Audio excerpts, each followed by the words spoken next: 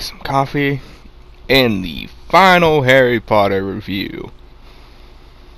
Deathly Hallows Part 2!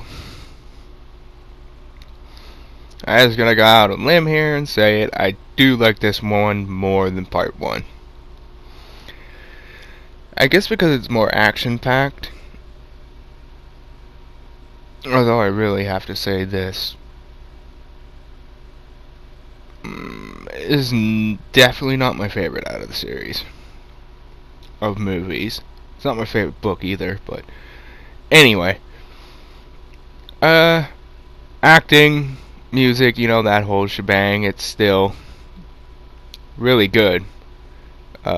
Great in this one. They've reached their peak in the franchise because it's the final movie.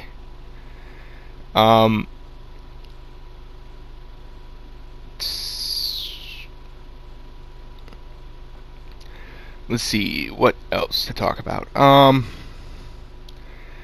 I'm gonna go out. I'm gonna get this out. I'm gonna say this. And I know there's gonna be a bunch of people when they eventually see this 1,000 years from now in the comments ranting and raving about this, but I'm gonna have to say it. I don't like Snape. Severus Snape is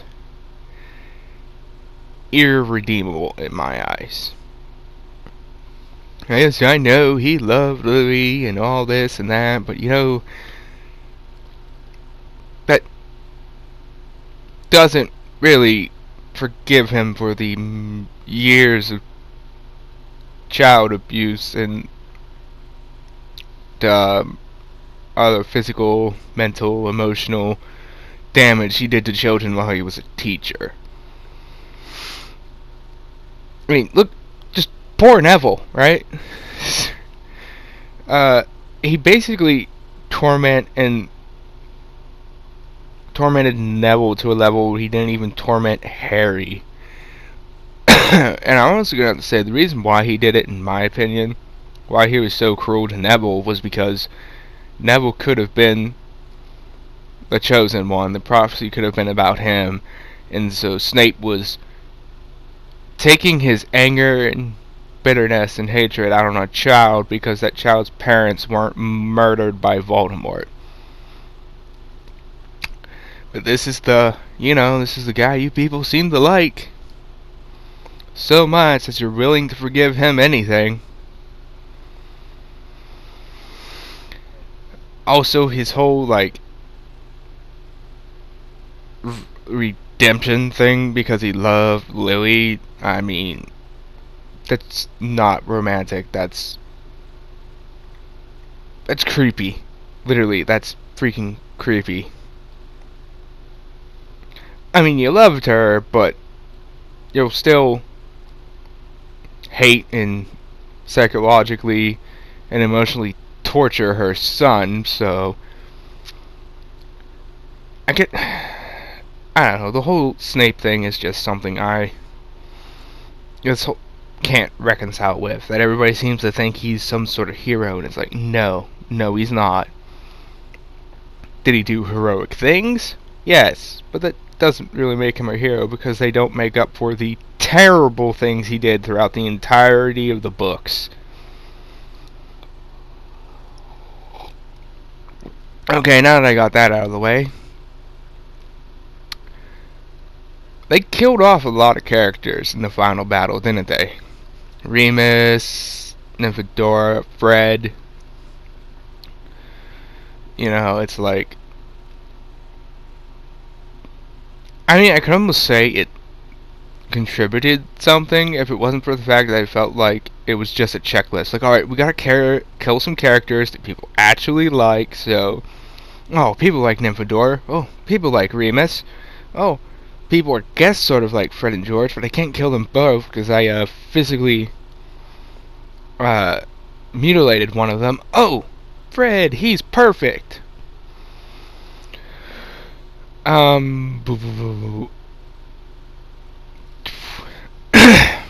Anyways, that's what it felt like to me. Like, it was just like a checklist of Okay, we have to kill popular characters now. It's the final book. It's the final movie.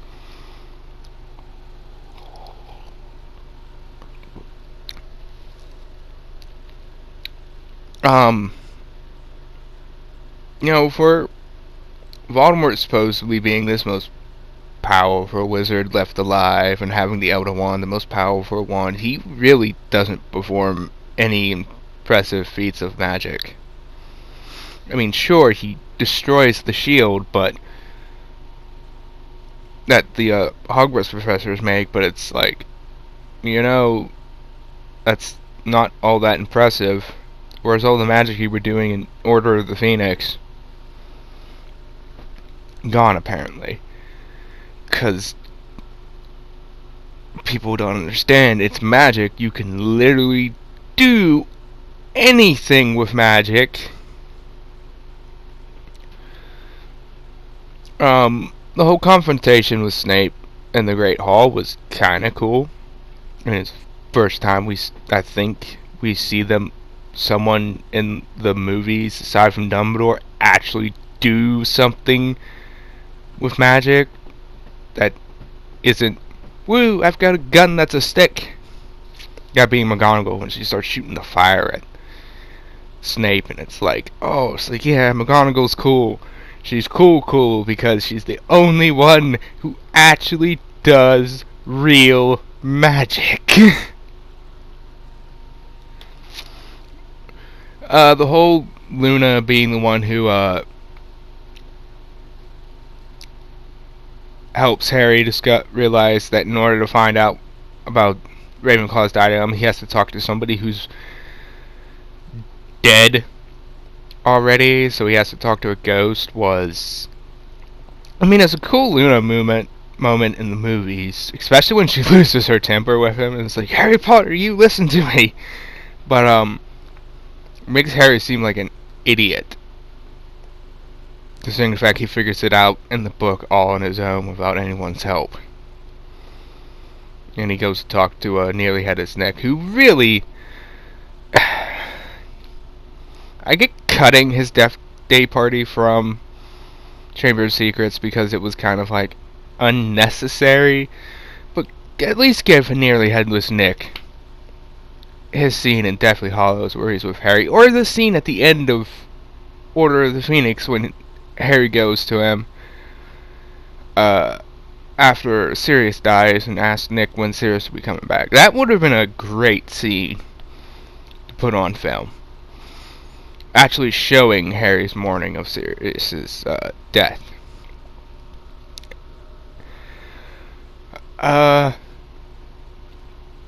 Ron's back to doing stuff, like actually doing stuff. That's kind of cool. I will say this: when Neville, towards the end, when the Battle of Hogwarts finally really reaches its climax, and Neville pulls the sword of Gryffindor from the hat, it was kind of weird. Because in the books, Voldemort puts the sorting hat on his head after magically binding him and then sets him on fire, but Neville breaks free of the bindings and pulls the sword out and just slices Nagini's head off. Here it's like this. He stands up and gives a speech and then pulls the sword out of the hat. Which is for some reason at Hogwarts courtyard area there and not in the headmaster's office. How did it get there from the headmaster's office? Because I don't think...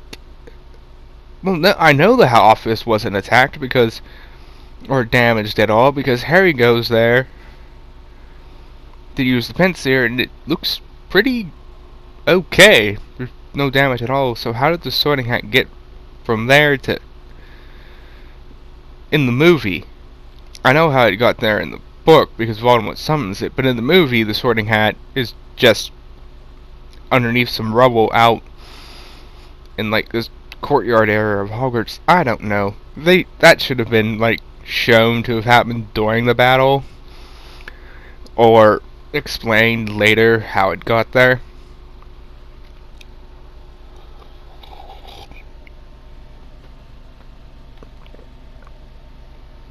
Um, it's nice that Percy shows up in this, even though they completely ignored his entire character arc and story arc from the books.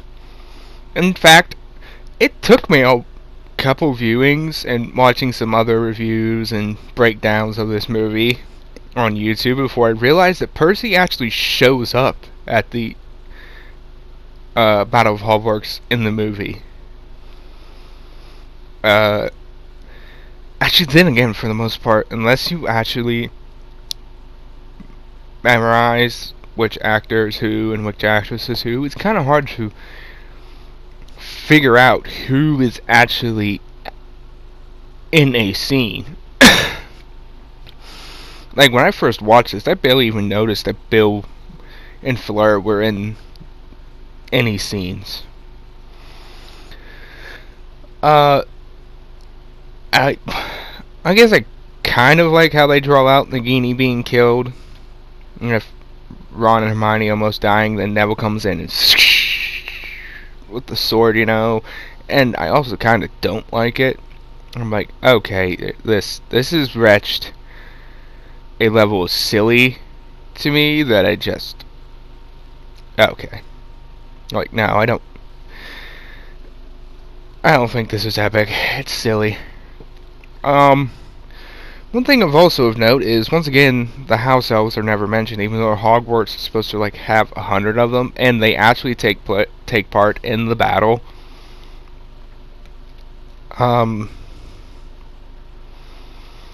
it's never, they're never mentioned, they're never shown, and that's kind of weird, because that's the whole antithesis of how Hermione and Ron first kiss in the book. Is Ron says we should get the house elves out, and Hermione, like, kisses him as a result of that, because she's really big on, like, house elf rights and liberating the house elves, and it's like, okay. But not in the movies. What else is there to talk about? I kind of find it weird that when Harry learns he has to die, he has this big moment with Ron and Hermione, yet they don't show him interacting with Ginny. See, in the books, when Harry finds out he's a Horcrux, he avoids Ron, Hermione, and Ginny because he knows that if he were to tell them that he's a Horcrux, they would be able to talk him out of sacrificing himself. In the books. In the movies, it's just like, oh no, Harry, there's no other way we could possibly think of. Go ahead. Go die. We don't care about you. We never did. It's so stupid. I did kind of like how they brought back that gag of Seamus blowing stuff up, and they have them blow up the bridge. Even though they could have just set the bridge on fire with magic. Like, really, McGonagall? You're the one that comes up with the plan, but you couldn't just, I don't know, do it yourself? Launch all that fire at it you were shooting at Snape? Why make it complex? I feel kind of let down by the whole goblin stuff in this, because they never really address the difference between goblin and wizard culture. And and they never actually address why Grifhook wanted the Sword of Gryffindor as payment for helping them break into Gringotts. Essentially what that boiled down to was the Sword of Gryffindor was goblin made, and from Goblin's perspective, when a witch or wizard commissions them to create a goblin made artifact, the goblins are loaning it to the wizard, and upon that wizard's death, it must be returned to the goblin who created it, or his family, I guess you could say. I was going to say kin, I guess that's the same thing. And Godric Gryffindor obviously didn't return it to the goblins because, he paid for it, he owns it. That's Wizard's point of view. So really, Griffook wanted the sword not for greed or to use it himself, but more along the lines of reclaiming a lost sacred artifact of the Goblin Nation. Oh my. Yeah, I just looked at that picture, screenshot, and realized the Malfoys. No. Just no. Azkaban. Lucius Malfoy, at least. He should have gone to Azkaban at the end of the books and at the end of the movies. And Draco, too. Switching sides at the last second, Draco and Narcissus, doesn't forgive you of the multitude of crimes your family has committed against the wizarding world. Children, especially. Did we all just forget that Lucius Malfoy just let the Chamber of Secrets be opened in the books? That he planned it all, he gave Ginny the diary. There's no repercussions for that. There's no repercussions for the fact that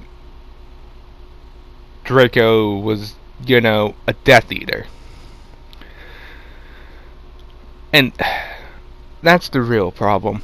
Nobody faces consequences for their actions, really, unless you're on the good guy's side.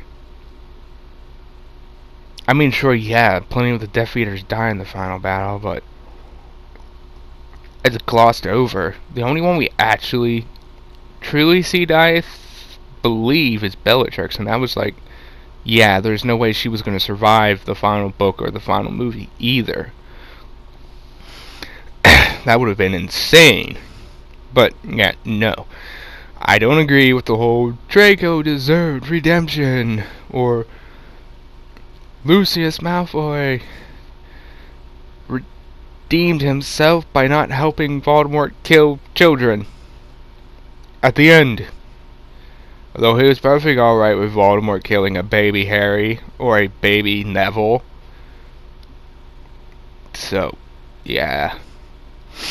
I love how the, whole redemption thing is that Draco raises his son not to be a racist, and it's like, yeah, that doesn't really... That's not good enough.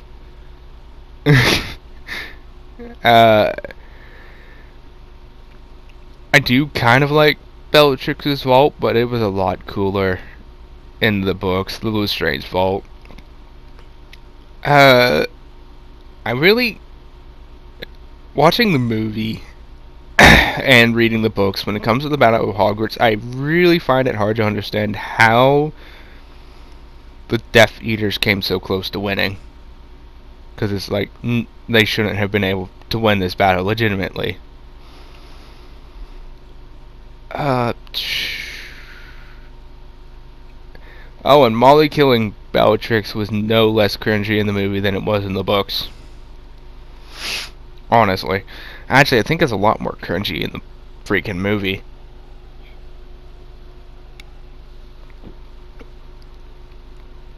I love how when they're disguised, it's actually, kind of hard to tell that Emma Watson is Emma Watson, and it's Hermione and not Bellatrix. But if you look at Ron's character when he's Polyjuice, when they get into the Gringotts, it's just like, is that Rupert Grant?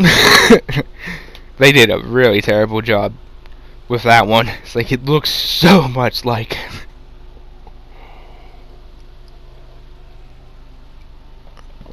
Alright, one more thing before I wrap this up. The way Voldemort dies at the end of this, where he just turns into ash and kind of just blows away at the wind. No. That was a terrible decision. Whoever made it should have been kicked off set. Should have been fired. There's no way that is a good way to end the villain of the franchise.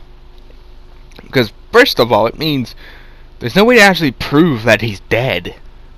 Because nobody was around to see Harry actually defeat him, and it's just like, well, Where's his body? I don't have it. Ah, oh, damn it. He just freaking flew off to Albania again, didn't he? Welp, see you all in another, I don't know, 14 years. Alright. That's my review of Deathly Hallows. Thanks for watching this when you do. Subscribe if you want. And don't forget to give yourselves a big thumbs up. And by the way, it is a 7 out of 10. I can't believe I almost forgot that. 7 out of 10. Oh, excuse me. I hope I'm not coming down with something. Anyways, bye.